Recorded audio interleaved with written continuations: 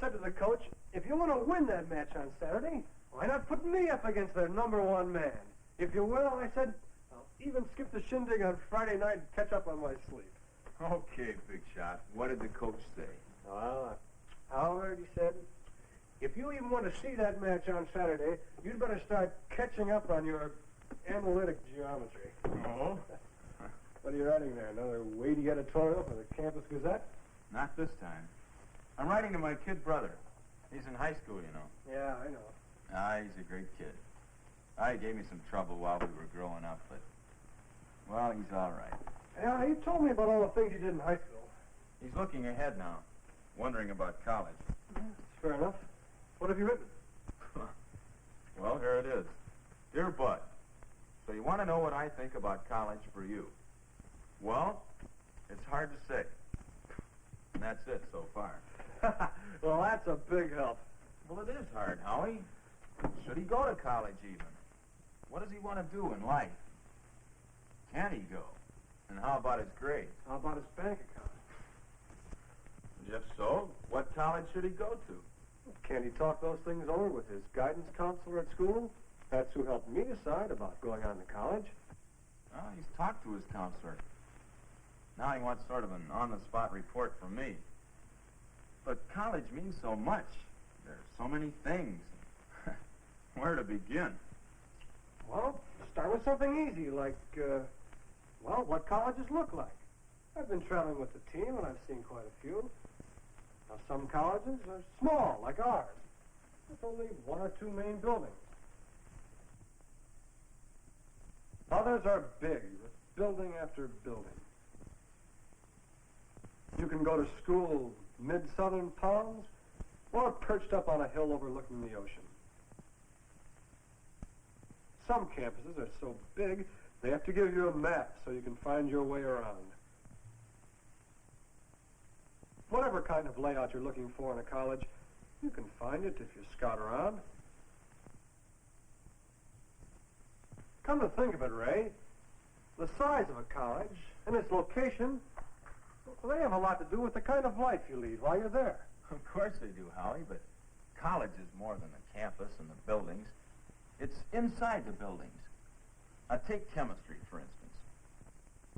The lab where you spend 5 hours a week doing experiments.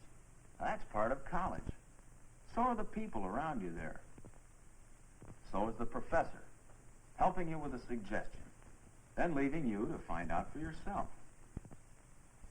Find out for yourself. Now, there's a real clue to understanding college. You're there with a lot of other people, but you're still on your own. Even in class, you're finding out for yourself. Oh, you're listening, yes, but you're working, thinking, learning quicker ways to get answers, checking your answers with the class and your teacher, finding out. In lecture classes, it's the same thing, finding out. Oh, it isn't easy. You can let it slip right by you. But you can find out what an expert thinks and what men know about an idea, a place, or a people. After class in the library, you're still on your own.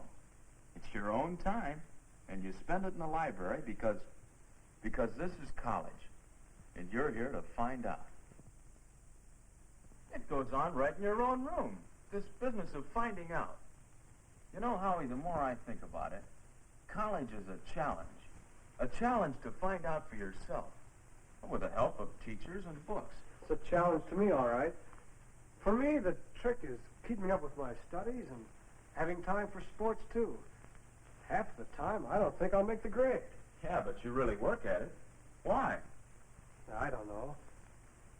I suppose it's because I have a lot of time and money invested in college, and I don't want to waste any. College can be a waste of time.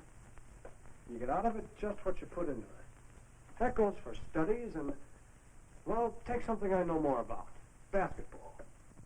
It's here, but you don't get much out of it unless you really throw yourself into it. Work at it. It's another challenge.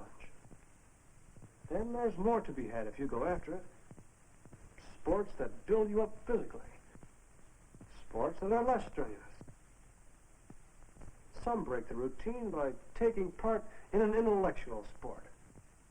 And you know, there's a lot more to campus life. Being away from home, feeling that you're part of a school, and it all helps you to learn this business of living.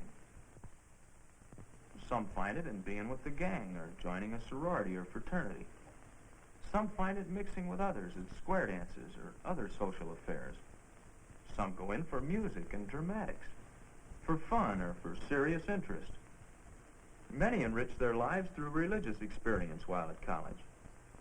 So it really is a challenge to find out the kind of person you want to be, and to learn how to live with yourself and with others. I guess you can call it education for life. All right. So you write your brother this, and he wants to come to college. Now, can he? Of course he can, if it means enough to him. And you know that all around us here are fellas who work hard to put themselves through college. It means that much to them. It's no disgrace to wait on tables, but it is hard, working at a time when others are enjoying themselves, relaxing. Others work part-time in stores to pay expenses, and the college helps most of them get the jobs. College is harder this way, but it can be done. Another way to get help is through scholarships, and there are all sorts of them. Scholarships based on financial need, special scholarships for special fields of interest, scholarships for doing research work, special aids for veterans, even scholarships for studying abroad. For many fellows, ROTC is a way to combine college with military training. This makes going to college harder, yes, but it makes it possible. So that's why I say Bud can go to college if it means enough to him. But what does it mean? We've talked about buildings and classes, teachers and studies, activities and campus life. It's all a part of something, but what is it? Are you going to answer? Not me. I'm no philosopher. Don't kid yourself. You know why you're here. Oh, I don't know. Maybe this sounds snobbish, but as I've grown up, it seemed to me that I could always tell a college man when I met one. He had something. I don't know what it was. I don't know what you'd call it. I only know that I wanted to be that kind of man.